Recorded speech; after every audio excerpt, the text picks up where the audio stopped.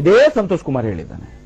ಯಾರ ಹತ್ರ ಹೇಳಿದಾನಂತರ ಪತ್ರಿಕೆಯ ಮುಖಂಡರ ಹತ್ರ, ಜೈಲಿನ ಒಳಗಡೆ ಬಂದಿಯಲ್ಲಿರುವಂತಹ ಕೈದಿಗಳ ಹತ್ರ, ಅವನನ್ನು ಜೈಲಿಗೆ ತರುವ ಸಂದರ್ಭದಲ್ಲಿ ಕೆಲವು ಪೊಲೀಸ್ ಡಿಪಾರ್ಟ್ಮೆಂಟ್ ನಲ್ಲಿ ಹೇಳಿದ್ದಾನೆ.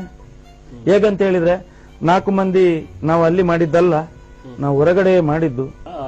ಇದ್ದಾನೆ ಅವನು ಇದ್ದಾನೆ. ದೇವರ ರೂಪದಲ್ಲಿ ಒಬ್ಬ ಲಾಯರ್ ಬಂದು ನಿಮ್ಮನ್ನ ಕಾಪಾಡ್ತಾನೆ ಅನ್ನೋದಕ್ಕೆ ಜಡ್ಜ್ ರೇಖಾ ಅನ್ನುವಂತ ಜಡ್ಜ್ ಲಾಯರ್ ಅಲ್ಲ, ಸಂತೋಷ್ ರಾವ್ಗೆ ಪರವಾಗಿ ವಾದಿಸಿದ ಒಬ್ರು ಲಾಯರ್ ಪುತ್ತೂರು ಮೂಲದವರು, ಅವರು ಸುಳ್ಯದವರು, ಮೋಹಿತ್ ಅಂತ ಹೇಳಿ. ನಾನೇ ಇದು ಅವನನ್ನು ಜೈಲಿಂದ ತಂದದ್ದೇ ನಾನೇ, ಅದರ ಪೂರ್ತಿ ಖರ್ಚು ಮಾಡಿದ್ದೇ ನಾನೇ.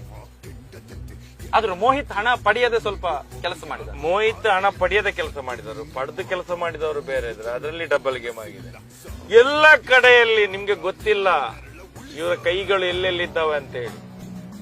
ನಾನೊಂದು ಲಾಯರಿಗೆ 3.5 ಲಕ್ಷ ಕೊಟ್ಟಿದ್ದೇನೆ ಇದೇ ಸಂತೋಷವನ್ನು ಹೊರಗಡೆ ತರಲಿಕ್ಕೆ. ಯಾರು ಅಂತ ಬಿಡಿ, ಅದು ಮೋಹಿತಿಗೂ ಗೊತ್ತಿದ್ದು, ನಮ್ಗೆ ಗೊತ್ತಿದೆ. ಸಾಯ್ಲಿ ಅದು ನಮಗೆ 1 ಕೋಟಿ ಮೇಲೆ ಖರ್ಚಾಗಿದೆ.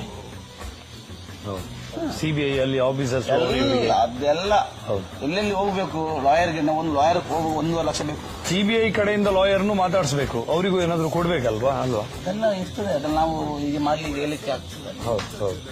ಅದೆಲ್ಲ ತೀರ್ಪೆಲ್ಲ ಇಷ್ಟು ಸ್ಟ್ರಾಂಗ್ ಆಗಿ ಬರಬೇಕಿದ್ರೆ ಏನಾದ್ರು ಮಾತಾಡಿರ್ತೀರಿ.